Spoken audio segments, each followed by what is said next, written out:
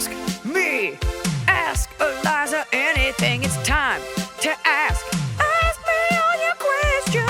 I so want to start this episode with my bottom of the cob because it's part of the reason I look the way I do right now. But I'm going to save it. I'm going to save it. How do you think you look? Or will we get into it later? I actually think I look incredible for how bad I thought I looked and how bad I should look, given that I was up at 5:30 this morning to fly across the country to get home from Cincinnati. Yeah, your eyes look very blue right now. I think it's the lighting. When you surprise yourself and you're like, oh, who's that girl? Who is that girl? God, I want to talk about it so bad. Okay. Anyways, I just got back from Cincinnati. The crowd was, this is on June 17th. So we did record this the week earlier, but the crowd was amazing. Like, I was actually not prepared for how awesome the crowd was in Cincinnati and Indianapolis. Always a pleasure. But I left being like, I wish I had more time with that crowd. Somebody said I did 90 minutes, but I don't think that's right. Then again, I don't trust my ability to read a clock while I'm doing stand up. So if you think I did 90 minutes, let me know. How long do you shoot for? 60? An hour. 60. Yeah. Okay. I guess it was 90-ish total because I had Cat Bird open for me. Yeah, 60. We're just working on that new hour. We're just carving it out. So if you see me anytime between now and the end of 2027, just know that I'm carving it out. And we had a really good time. And I'm excited to be back here with you. Yay. And I'm excited to do this podcast. I also have to tell you, in my efforts to be a better person, I took Instagram off my phone. I take it off my phone all the time. Yeah. And then 3 days later, I text Danielle. I'm like, password, please. I'm drowning. Yeah. But because life is a little boring and sometimes you're in bed late at night, you're like, oh, I got to look at something which is so bad for you. So I started in my most genius hack. I was like, I'll just look at YouTube. Iliza, Reels. This is the third time you're talking about YouTube Shorts and how you've replaced Instagram's Reels with YouTube Shorts. This is what it's doing in my brain. And I'm just going to say, okay, I do hit not a tell wall. us that your YouTube Shorts algorithm isn't as good because it doesn't know you as well. So we've had that discussion. Tell me something new about your YouTube. This is the most mom that you have ever been. It's so fucking embarrassing. And last night, it started serving me just a lot of clips of that singer Halsey being interviewed. Oh, okay. And I'm like, who fucking cares? And then I realized now we're old enough to where Gen Z is discovering Michael Jackson. And so I have to see people impersonating him. I'm like, we've done this. We're old enough now where things are coming back around and people are discovering things you already knew. Yeah. And I feel like it gives you a lot of clips of remember the time Michelle looked great in Destiny's Child? And I'm like, this is just so you make money of me looking at some bullshit. I don't care about any of these interviews. And I just hit a wall and I was like, this is trash. I came here to look at that guy's Trashy Queen's cakes. And now I've become anxious garbage trash. So it's better to get the real thing. It's like you eat too much fake sugar. I'm like, I may as well get the real sugar and look at Instagram. So we're back. But I'm going to take it off later. It's a full-on addiction. I'm so fucking embarrassed. You had a lot of people reach out, by the way, in the Patreon that they also love the cake guy. You're like, oh, yeah, I know his store. So you connected. He's great. There. People order flavor combinations that I respect that people like. But he's like, today we're making a peanut butter double. And I'm just like, I don't want to eat that. See? I don't have that gene. Ooh, peanut butter. Ooh. I will also say, I think putting a full candy bar and or cookie on a baked good is gross. Yeah, it doesn't do as much as I don't even know what sound I just made. It's so we put a full or you know what it is? It's not doing anything. It's not contributing. I'll go to the mat on this. I firmly believe, and I've always felt this even before my addiction. When you have a packaged good, let's say you have an Oreo, that is a synthetic processed thing that is composed of certain chemicals and it's made in a factory. It's its own thing. Yes, you can break it down and make an Oreo crust or something, but a Snickers is a Snickers. Chopping it up, then there's it's not that you can taste the chemicals, but it is distinctly not homemade being put as a finishing touch on a homemade thing. I was served this other home baker who makes these giant cookies. And she's like, and this is our Biscoff butter. And each one gets a whole Biscoff cookie on top. I'm like, okay, I think that's just a weird finish. It's just like not quite enough. It looks good though, but yeah, it's not contributing to taste at all. It has no factor in the taste. So what are we doing? Yeah, like he'll chop up, I'm like shitting on this guy that I think is great. He'll chop up, like he made like Little Debbie inspired cupcakes, but then he chopped up like a half a Little Debbie roll on top of it. And I'm like, but it now it's something good. that you put homemade. Yeah. And then that's on top of it. That's like doing a beautiful landscape and then like taping a picture from the newspaper on top of it.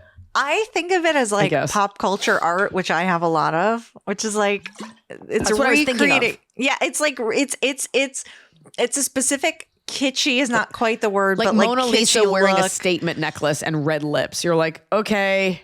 Which I like. It's a style I like. So, you know, I get it. But I am honestly, like, if I saw a cupcake and it had a little cookie on top, I'm probably going to get it. But a little homemade cookie, not like a Chips Ahoy, like snack pack cookie. That's like making a Thanksgiving dinner and you're serving like McDonald's French fries with it. Like you're like, I don't know. You love it. You want it. I like it. I like it as a look, but I think it makes me mad because it's always a disappointment. Because I feel like they do it with donuts too. They'll have the little thing on. It's a Thin Mint donut. There's one Thin Mint on top, and you're like, ooh. But then you're like, well, now this baked good doesn't taste like the thing. Don't put them together because now I'm comparing them. But it looks. It's good. also there because it looks good and it's there to signal, hey, this is what the flavor is. In case you're an idiot and you couldn't tell it was brown, which means it's chocolate. I get that. Tell it was brown. I just learned. Pizza does this. If you get a deep dish pizza, because someone complained on Reddit that their pizza thick deep dish cheese had one pepperoni in the center. He's like, there was only one pepperoni? And everyone's like, no, that's a signal that the pepperoni's inside so that they can tell that it's different from one with other stuff inside. There's one pepperoni top to say, this is pepperoni, but all the pepperoni's underneath. But it was just the one on top. Underneath. They should cut the pepperoni into a little arrow, like here lies Beetlejuice. Beetlegeist. We're talking about garbage because I feel like garbage because I felt like so healthy going into that trip in Indianapolis. Like I really try not to eat at night. Like after I'm done with dinner, we eat at 5. So I'm done at like 6 and then I just don't eat again until the next morning. And whenever I get up, I eat. It's not about intermittent fasting. It's just about, and I do feel better. And I was feeling so good. And the show in Indianapolis was for a great cause. It was for cancer support networks, which is great. Anything with cancer anything with cancer is great. Anything with cancer. The show was at 9 and I didn't go on till like 9:35. Keep in mind, if I do a 9:35 show, there's usually like an earlier show that you can kind of springboard off of. So you're like getting in, staying up. I got in the green room. They give me some caramel corn. I ate that. I had a Diet Coke, like a piece of shit. And then I got back to my room. I had my tour manager order me like a bunch of shrimp. And then I was like, let's just keep it going. I'll eat 2 milligrams of an Ambien. Oh, and I'll treat myself to a scroll. And I'd already had Dunkin' with cold foam and a wake up wrap. I woke up. I got another Dunkin' with cold foam. I was like, the whole thing is broken. Yes, I worked out, but I still... Like I couldn't get back into it's not that bad, I guess, but I liked your video of your Coke. My taking pills and sleeping in cars. That one, I felt so cool. It was cool, but it was Diet Coke, which I'll tell you what, in Cincinnati, just doing my best to find like a fresh Caesar salad, and we found them, but my tour manager found me a woman who reviews chicken Caesar salads in Cincinnati. And we went with her recommendation and it was bad. So just know that. It was bad and I was real sad. Was there something specific wrong with it? I don't want to get too much into it because... Okay, don't offend them. No, I'll change it. My top of the cob was like a great Caesar salad. I'll change my top of the cob. This is so dumb. Here's the thing about a Caesar salad. There are key ingredients in a Caesar salad, but the perfect one belongs to no one. Like I had an incredible one in Indianapolis and it was composed kind of weird and it had beets on it, but it was outstanding. So the lettuce has got to be right. The dressing's got to be right. The type of chicken, don't put like taco meat chicken on it. But that was my top of the cob, was like being pleasantly surprised by like a hotel chicken Caesar salad when I was shooting Pieces of a Woman, which was really miserable.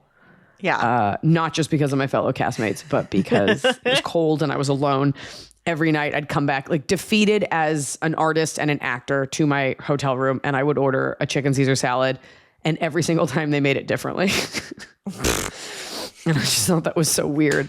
And I'd ordered it enough times that even if it was a different chef, like filling in, like you'd come back to the original chef. Very strange. I rewatched Interstellar and Ellen Burstyn's in that. Whenever I see her, I'm like, Iliza worked with her. I did. She was my mom. She was fine. She was great. No problem. Of course she was. It's Ellen Burstyn. It's just me enduring Shia LaBeouf, like physically intimidating our director. That should honestly be my Patreon. I'm not going to do it. No, it's because you know what I think is shitty. It's not worth it. People years later being like, and for my own gain, I'm going to go into it. And it's like, be a professional. Some people have their own issues. That was brutal. Yeah. Some people. I did blow up the spot on The View, but that no one cares what I say about The View. So it doesn't matter. No, do you want to help the people? Yeah, I do. I got to come up with a new Tob. My Tob is my top of the cob. Your Tob. I think you can do a better one. Hi, Iliza. Emily, Noah, all of the friends, Glenn, Millie, Hot Scotty. I need your help with a neighbor problem who used to be my friend. I'm a 40-year-old veteran, a counselor, and I live alone. I'm single. My neighbor and I became friends and would frequently hang out at holidays, barbecues, random Friday nights, doing games, etc. And she gave me the courage to stand up to my mom and get my first tattoo. And she was even there for... You're 40? It was a long time ago, maybe. You've been neighbors for over 20 years. I think it was recently. She was even there for me one night, driving me in the middle of the night to a surgery when I had no one else to take me. And it was an invasive surgery, so I couldn't drive myself. She was there for me the night my friend, who is a veteran, committed suicide, and I didn't have anybody else to turn to. We even bonded over the fact that we had pretty traumatic relationships with the same type of mom, verbally and emotionally abusive, and she had been there for me. I tried to be there for her, picking her up from the airport, even though I didn't have kids and I was single. Even though I don't have a car. I ran to the airport. Get on my back. Sometimes in the past, she would just not answer me on text. And she wouldn't answer for weeks at a time, citing depression and mental health issues.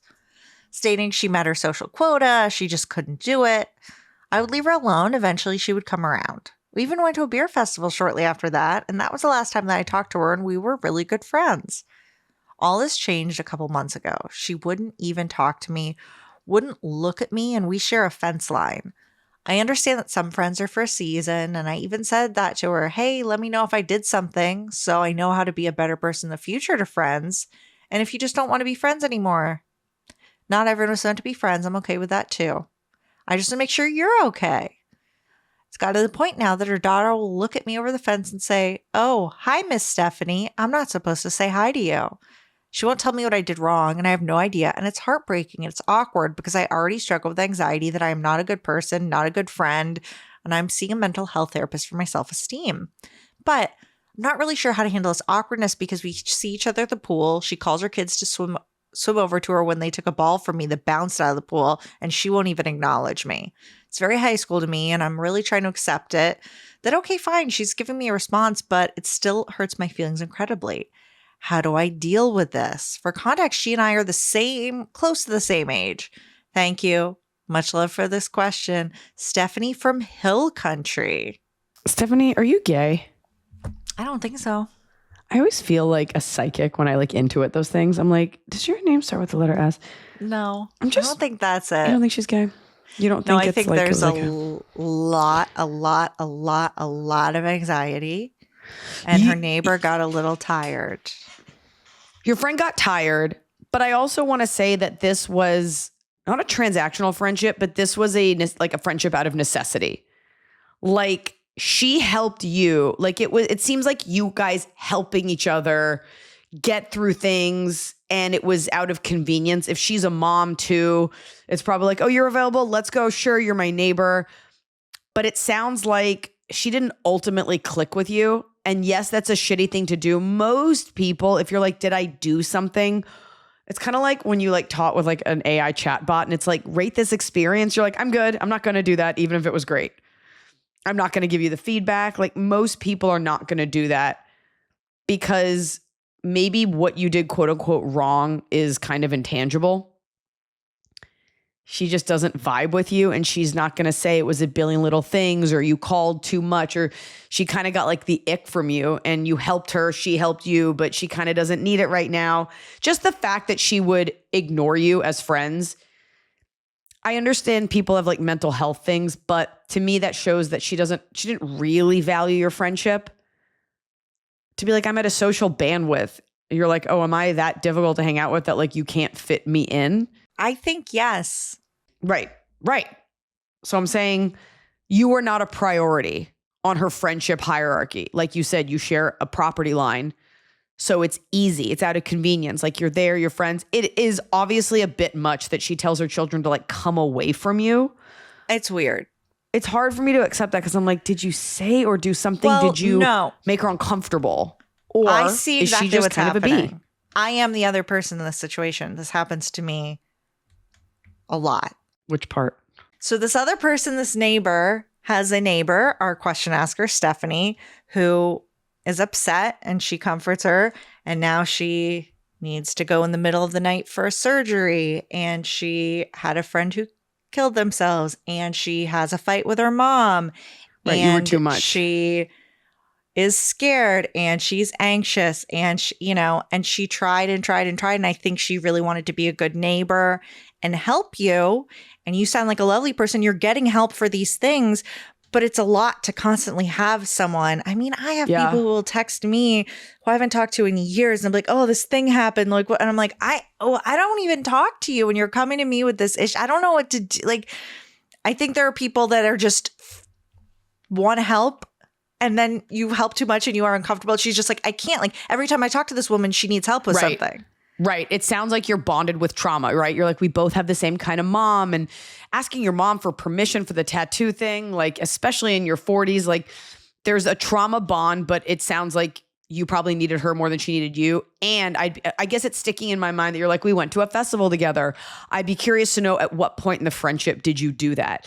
Because I am the kind of friend, like I'm an all-in friend. Like I'll give you my number, let's hang out. But if I get a weird vibe, I will immediately pull back. Like it's my fault because I'm very like, yeah, I'll hang out with this person. Then you're like, oops. Yeah. Oops, that's why people in LA are so weird. I shouldn't have done that. I mean, exactly. But the thing is, our question asker did she tried to give back, right? She was like, I take her to the airport. I try to be there for her. But this other woman is never going to need from you as much as you need from her right now. That's and she has a family. So you can never make it equal. Right. And there's only so much she can do. Is every time you guys talk because you've had a crisis? Is every time you reach out to her because a horrible thing has happened? That's a great question to so ask at a certain yourself, point, Stephanie. Yeah. And I again, Stephanie, you're doing all the right things. You're getting help, but I can see why this person might have been like, now it's totally rude to be like, kids, get away from there. But do you use the kids coming over as the excuse? Does a kid come over and you go, oh, hey, you guys, I was just, how much did she need to cut herself off? How much were you continuing to try to, because you did text her and say, are you mad? It's okay if you're mad. We don't have to be friends, but and she's like, I'm dealing with these kids. I don't have time to like go through this. Yeah. And I hope this wasn't mean of me, but I just... Well, this is the We Are Big Sister energy. And quite honestly, I guess the show is called Ask Emily Anything. I will get the credit for having answered this. I'll get the credit, even though you were like, look, I am in that relationship. I'm the other person where I'm just like, why am I getting 6 paragraphs about something horrible that happened to you and we haven't talked in 2 years? There is a certain type of person that trauma dumps.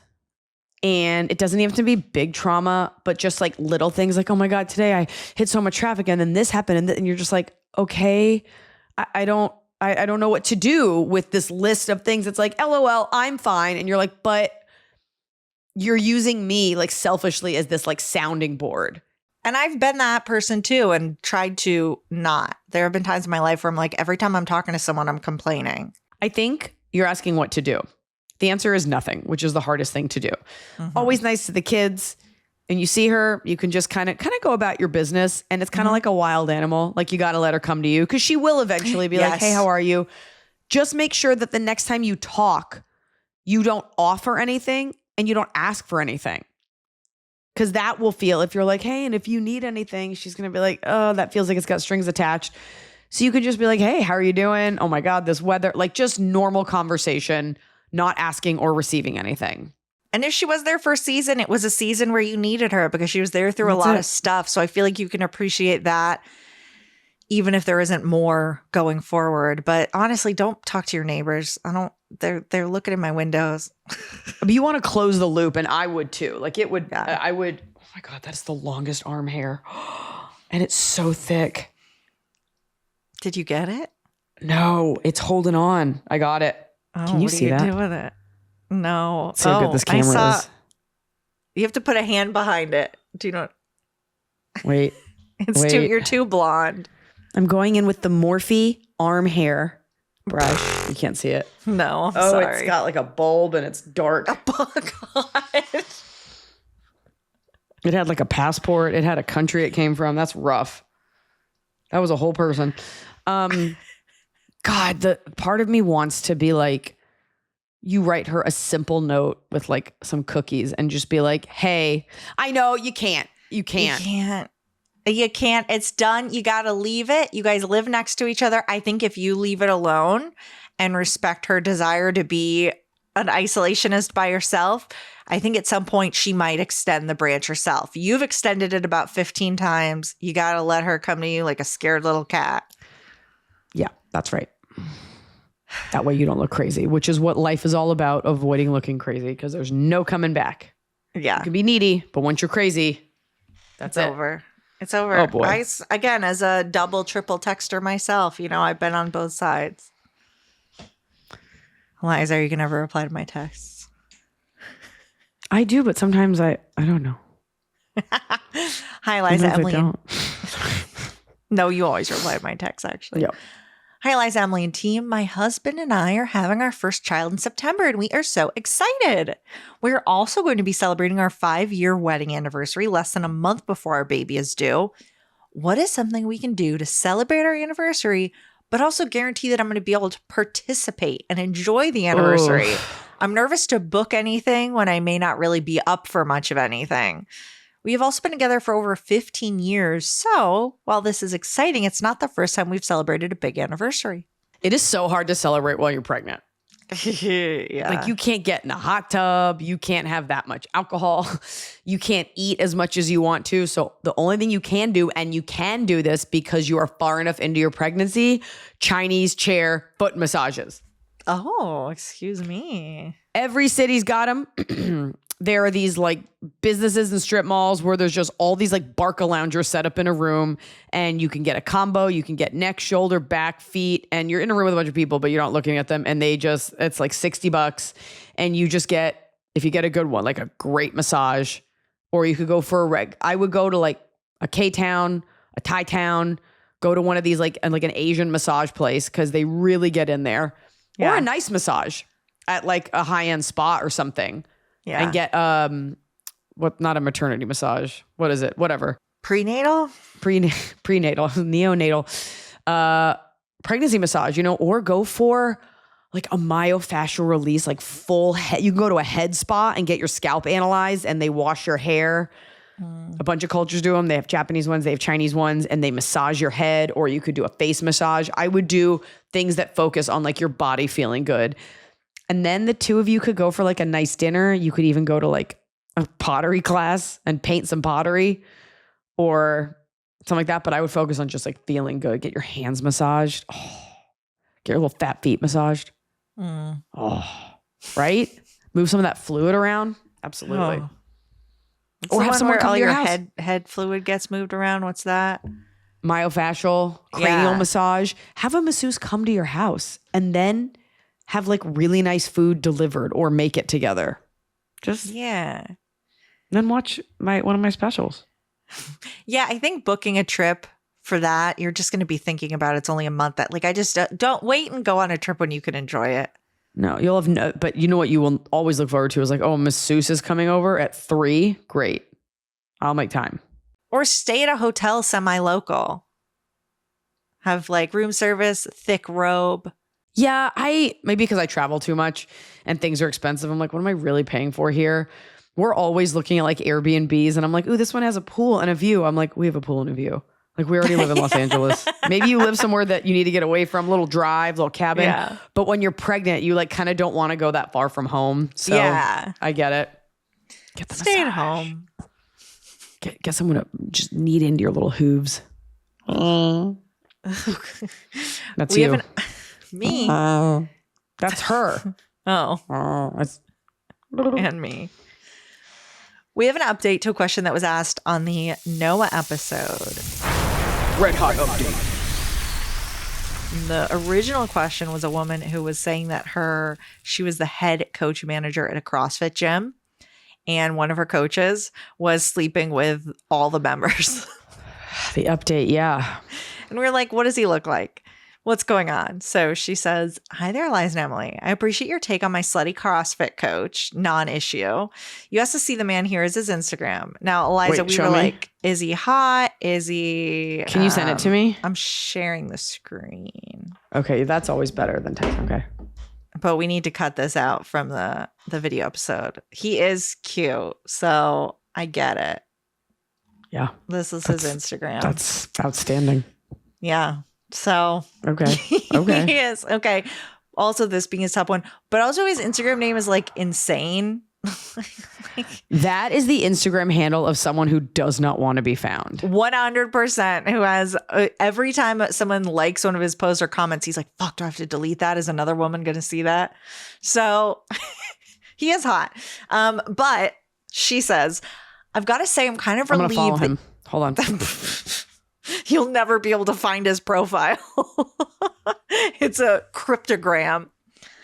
Gotta say, I'm kind of relieved you didn't really see the problem. I'll take any opportunity I can get to avoid confrontation. I don't think he's costing us business at this point, but we did have some explosive fights. Not physical fights, but there was definitely yelling involved between girls. And apparently we are starting to be known as the drama gym. I'll just keep enjoying the juicy gossip from the sidelines, guilt-free, because Eliza told me not to get involved. I'm still kind of new in this management position, but one thing I learned is that fitness is easy, but people are hard. Marley's. People love drama, and none of us are attached, and everybody signs up for it. And as long as he is being honest, I don't know. They know what they're getting into. I'm sorry. I just got distracted because Noah sent me a text, and he said, did you, because he just got home from St. Louis. He's like, did you eat the Rice Krispie treat and the candy I brought home for the kids? And I was like, oh, I thought it was for me. And I was like, I did share the Rice Krispie treat with Ethan, but I did eat the whole thing and a piece of Bit of honey. I thought it was for me. I thought it was for me. You're so used to Noah bringing you little offerings. Oh, no. I'm so selfish. I ate my kid's surprise. Don't let them hear you say that. And then I didn't want like the rest of it, so I threw it out. No. There's just like a little bit. At the top it had marshmallows. I didn't want the marshmallows because they weren't melted. I threw it away. That's the... I thought it was for me. Tell Cersei it was me. Oh my God, Eliza. Noah? No. He's the one talk to you. Okay. He'll come in and oh my God, I'm so embarrassed. I can't even handle that because if I was your kid, the amount of anger I would have.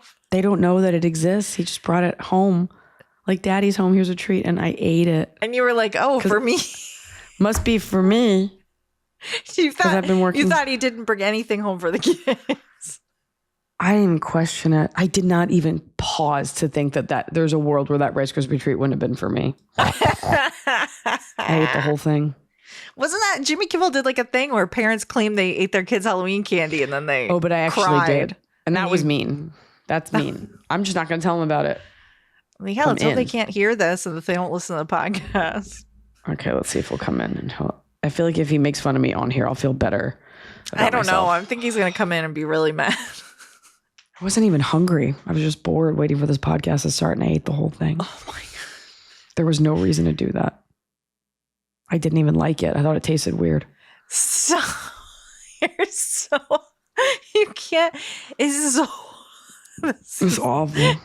This is the most polarizing thing you've ever done. Oh my God. The thought that you didn't think that you weren't like, you know what, I am gonna have a little like take the parent tax, you know. No, you were like, there's nothing. The whole thing. Did not even occur to me that this was, and he had 2 pieces of Bit of honey, and I was like, also must be for me. I'll go ahead and help myself. I'm sorry. And you let Ethan have one? I let him have some of the Rice Krispie treat. Okay. He came in, I was like, here, eat that. I like to feed him little thing. Where was Sierra? I don't know. As soon as you lose. That's really, truly in that household. Let's just move the fuck on. Eyes open. Oh, Hello, Iliza, Emily, and crew. Longtime listener, first time question asker. I, 36 female, have been dating my boyfriend, 44 male, for around 8 months. Things are wonderful in the relationship. We don't live together, but see each other often. I've met his daughter. I've always kept my cards somewhat close to my chest in past relationships, but I know this question. Yep. I've been working on being more transparent and communicative in all aspects of the relationship this time around. So here's my question. When, if ever, should I disclose my net worth to my boyfriend? Some context. I was involved in the founding of my ex-husband's company, and because of that, I've acquired a significant amount of stock and have a current net worth around $10 million. Wow. I think you're my richest fan. 100%. I live simply, Wow. 1-bedroom apartment, albeit in a nice area. Buy what I need, want, but nothing in excess. My boyfriend has a solid career and makes good money. We both treat each other on dates and have similar spending qualities. I lost my job about a year ago and have been taking my time to find the next role for me because I have financial flexibility to do so. And my boyfriend has never questioned this. He knows generally I have money saved up, but not much beyond that.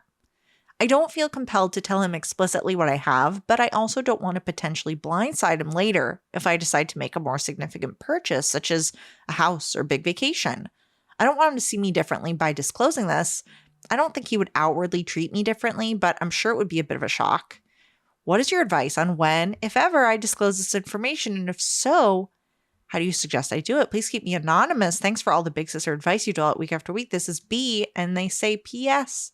My dog and I gifted Tianfu a red plush bone at one of your shows a few years back, and months later, I saw Tianfu playing with it on Instagram, and it made my day. Long live the snow peach, and then ... and Emily's cats. The idea of just having $10 million in stocks, I love that this person is like, I'm still working. I'm just picking the right role. Like, you're like, I still want stuff going on. I like this person. The only reason you're asking this question is because you're afraid it will make him insecure when he finds out that you have more money than him. That is the issue. And if that is what you're afraid of, then this isn't the guy for you. And it's none of his business that you have money. How much money you have. You are not married to him. You've not even been dating 6 months. You've met his daughter once. This is not 8 months. Serious. 8 months. Excuse me. All right. Well, you've not even been dating 10 months. Yeah.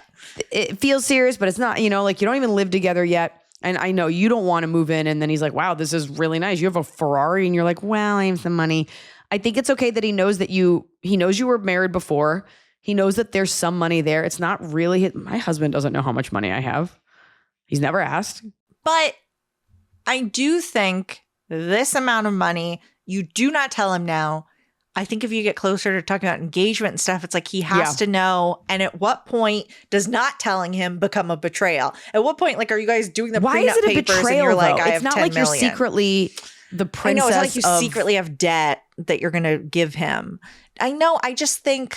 No, I'm saying it's not like you're secretly a princess and you're like testing him and his loyalty. And the only reason we're talking about this is because if it were reversed, a woman would be like, wow, were you testing my love? And you don't want him to feel insecure. Excuse me. I'm sorry. Come on in. Do you want to get it? Come on in. I just want to say that in no world did I think that Rice Krispie treat wouldn't be for me. And I ate it. I ate the whole thing and I even threw away part of it. What about the bit of honey? And I ate a piece of bit of honey because I also thought, of course it's for me. I got you t-shirts. And Can you not bend down more? I got t-shirts for you and candy for the kids. And you were like, I don't really care about these t-shirts. And then you ate the candy. In a million years, I didn't think you would get them candy.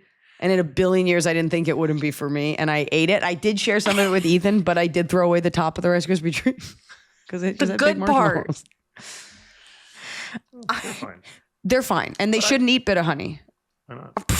I was going to say because it'll pull out their fillings, but they don't have any fillings. No, these are practice teeth. Yeah. Extra tooth. Anyways, No, I'm sorry. I just kind of helped myself, Okay. I was just cold and I came in from the cold and I thought, this porridge is just I right. was like, I'm gone for 2 weeks. I should bring something for my family. Well, I feel bad. Mama Bear eats first. Mama Bear. What are you I'm looking for my AirPod. Oh. He's like, "Do you want a kiss?" I'm like, "No, I want my AirPod back." Trying to rip something out of your skull. Oh, Noah's such a good man.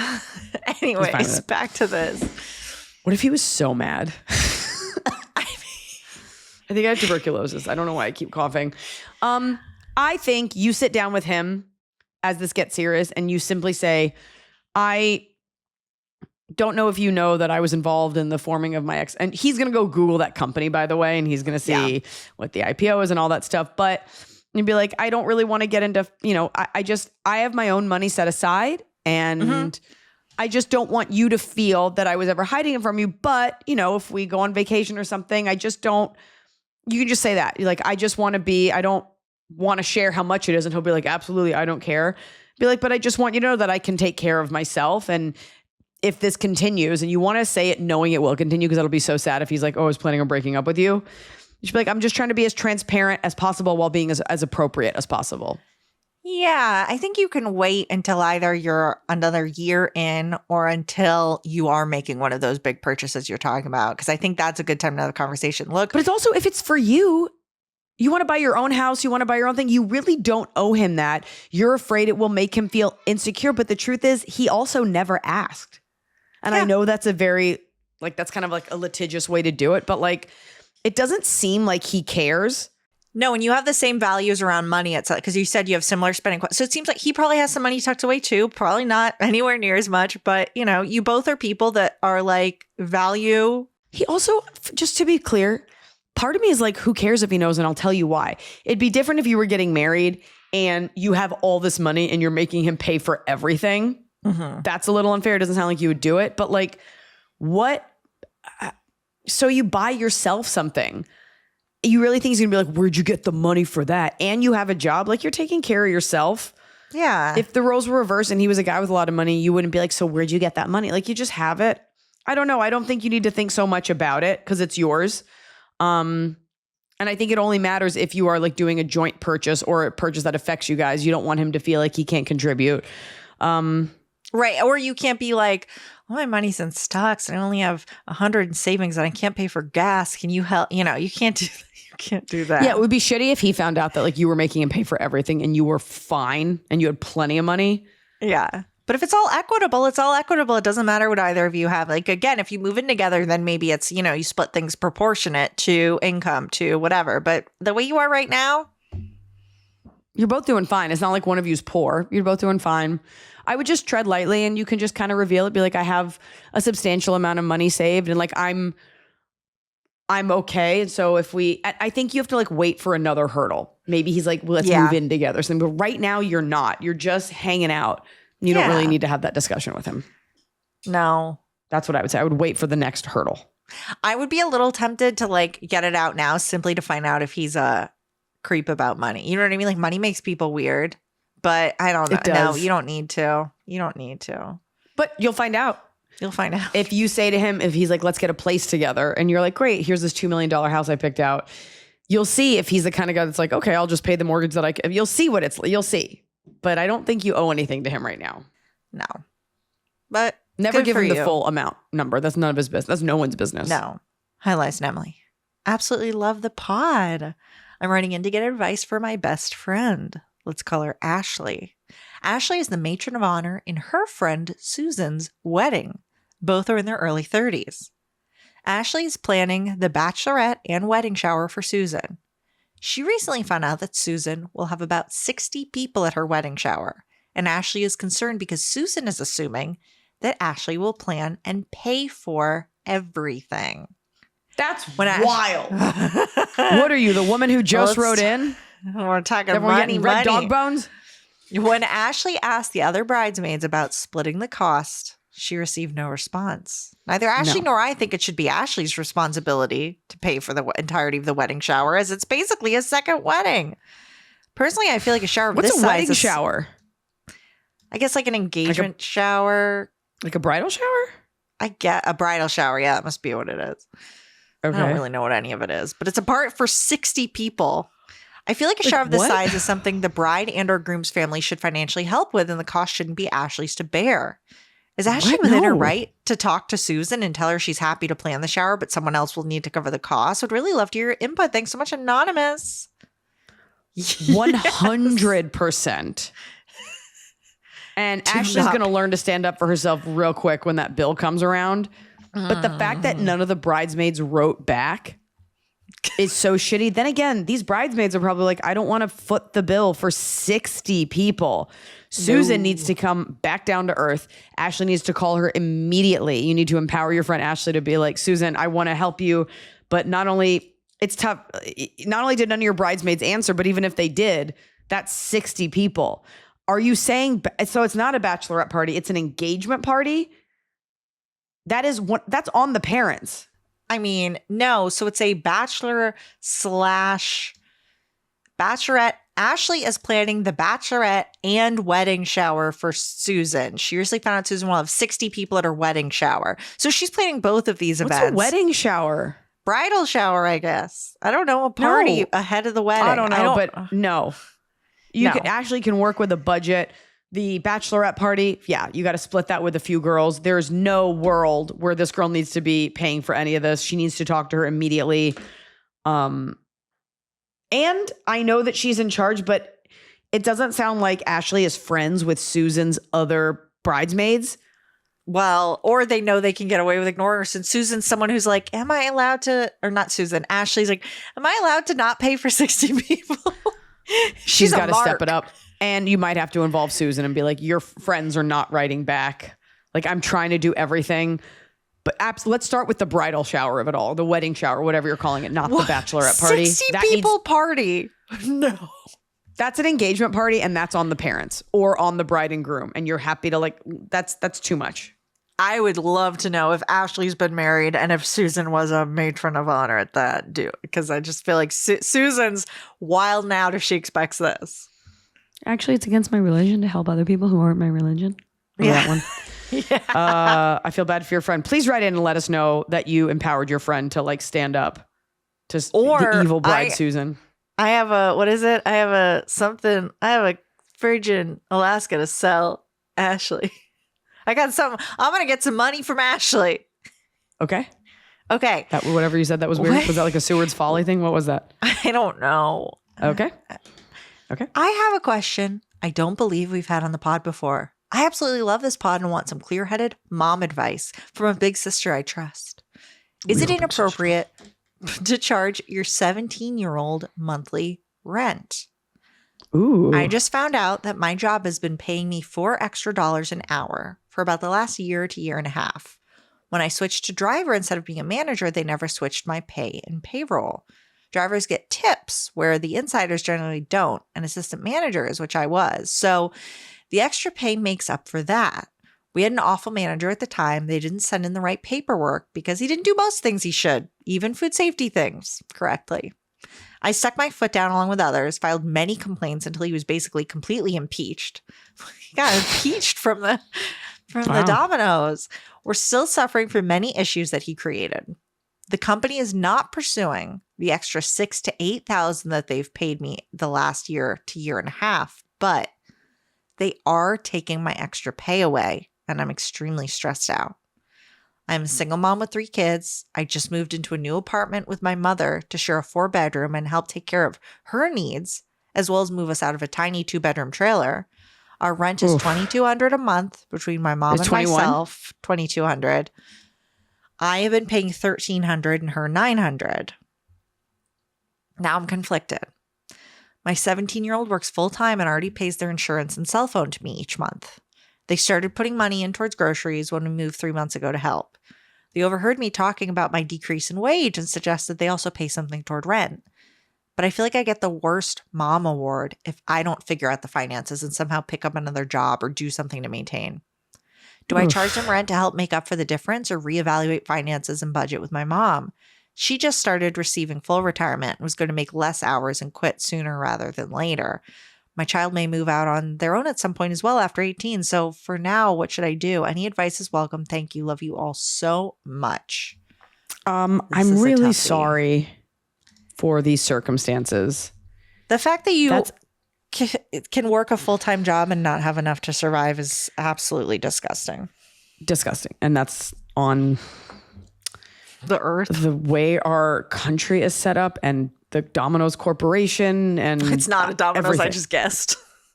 Oh, sorry, It could Domino's. be anything. You are in a 4-bedroom apartment. That means you get a room, your mom gets a room, and then there's 2 other rooms. So 2 kids share one, and then the 17-year-old gets their own.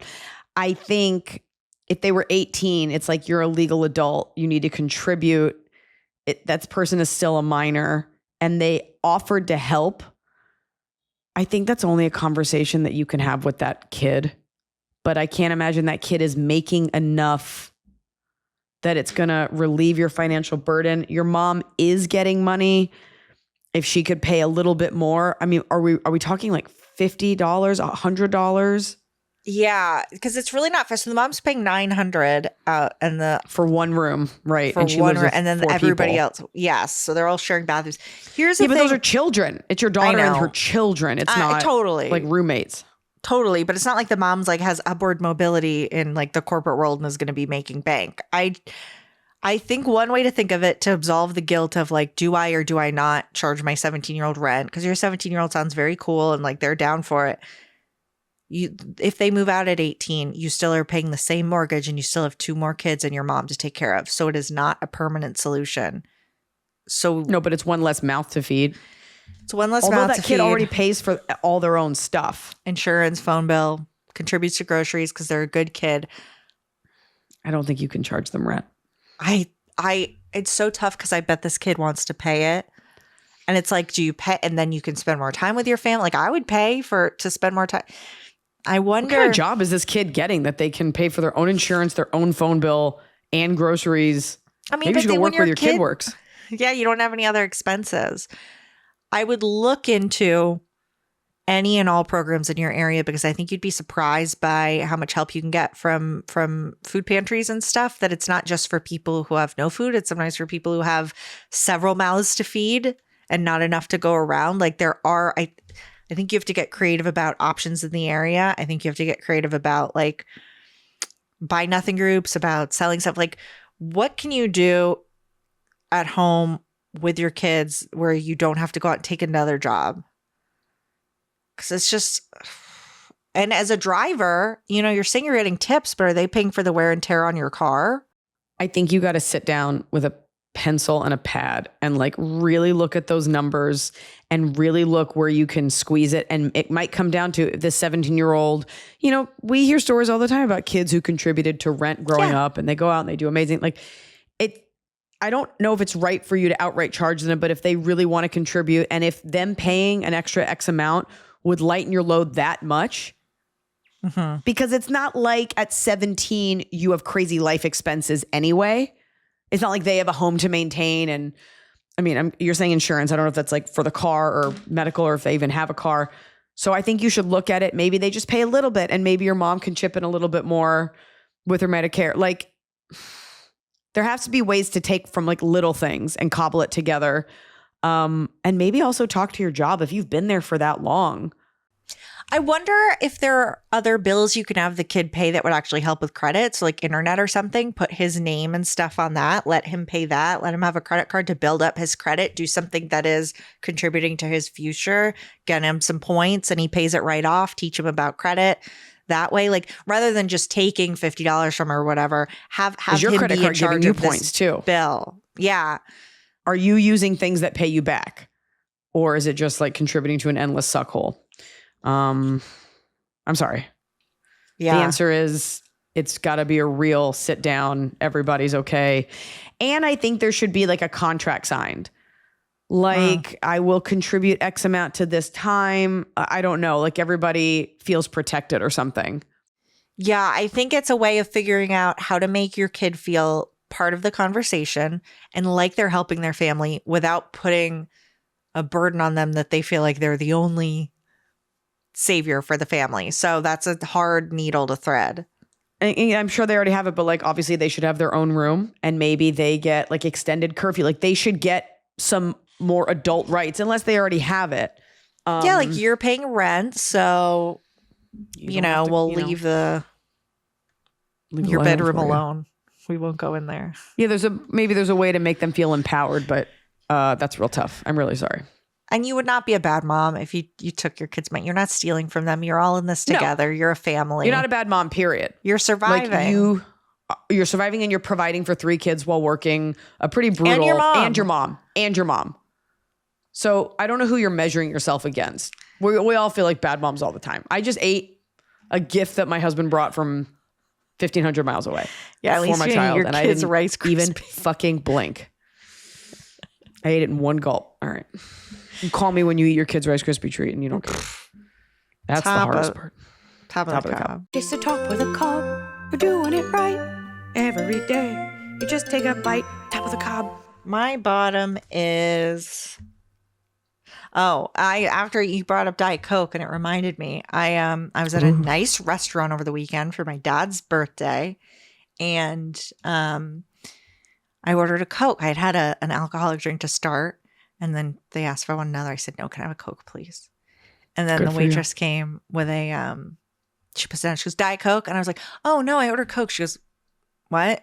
I was like, Coke? And she goes, Diet Coke? And I was like, Coke? She's like, Diet Coke? And I felt so insane. And then she's like, hold on. And she goes back. She's like, oh, it's written wrong. It is a Coke. And I was like, okay.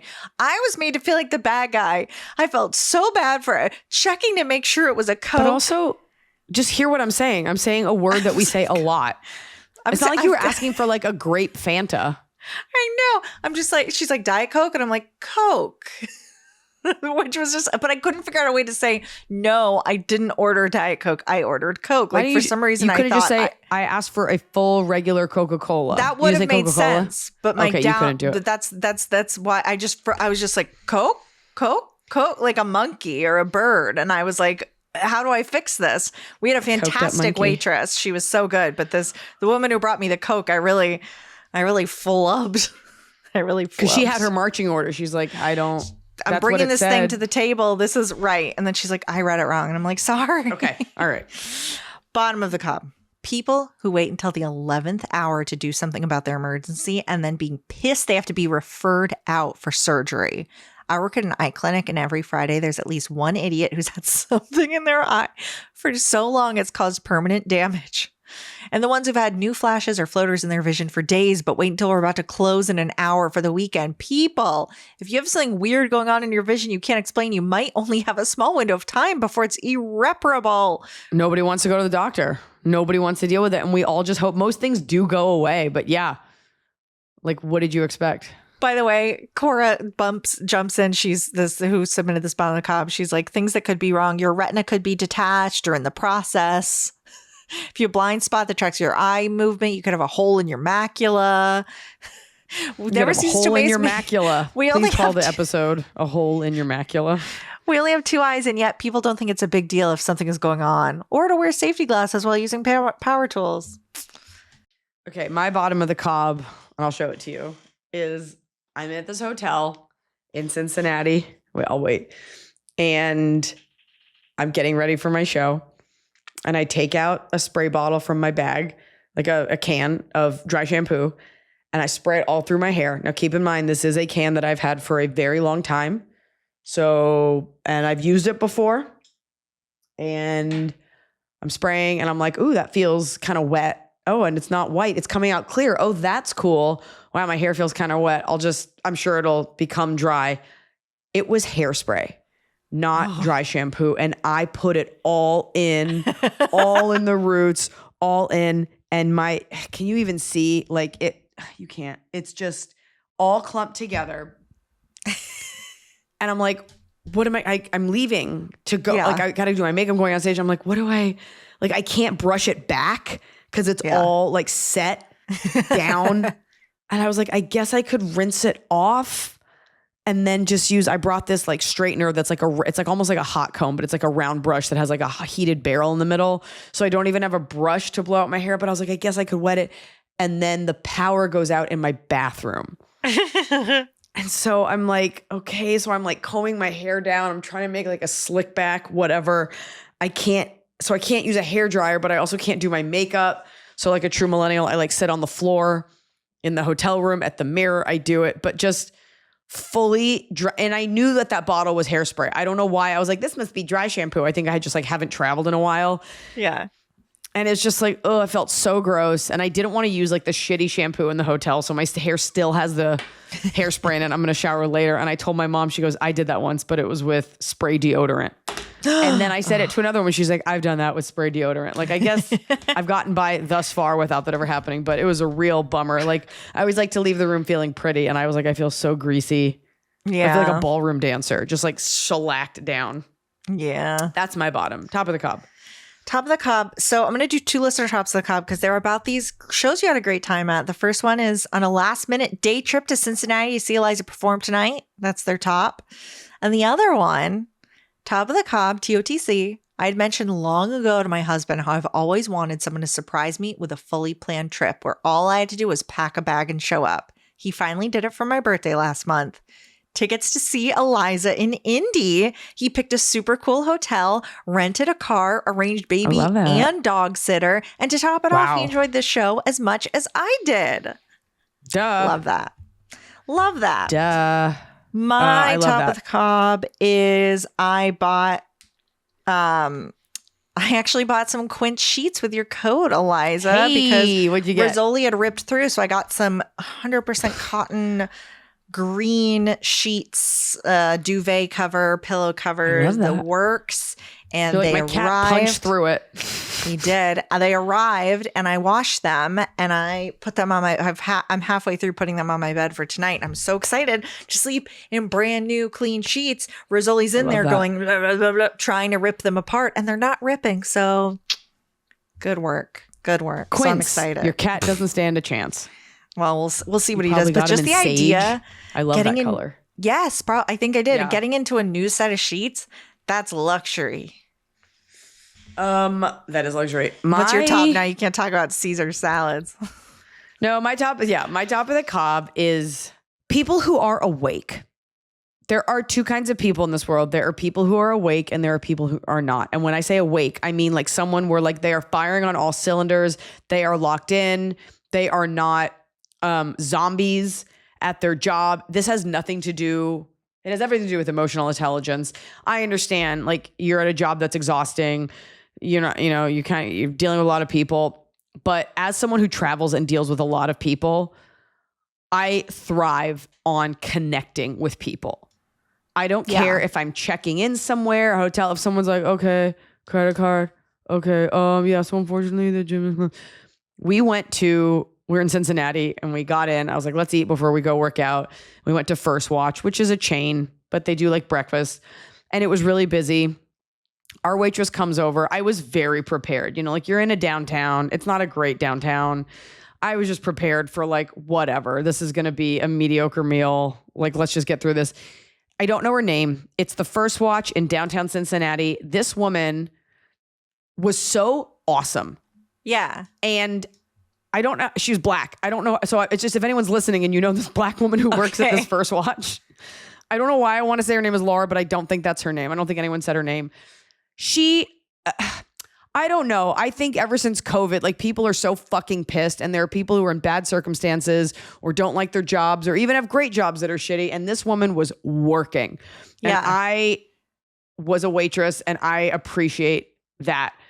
She didn't come over to our table for a while and she comes over and she goes, I will be right with you. I am just finishing up. I'm like, I'll fucking wait forever since you acknowledged me. Yes. No problem. She came over, anything that we needed and it was done quickly, smiling. Like she was just engaged and open. I didn't feel bad. Sometimes you go somewhere and someone's like working hard and you feel bad for ordering and then you feel bad that you came in and you're like, I'm sorry, I didn't mean to bother you. This is wrong. She was so fucking on top of it and so bubbly.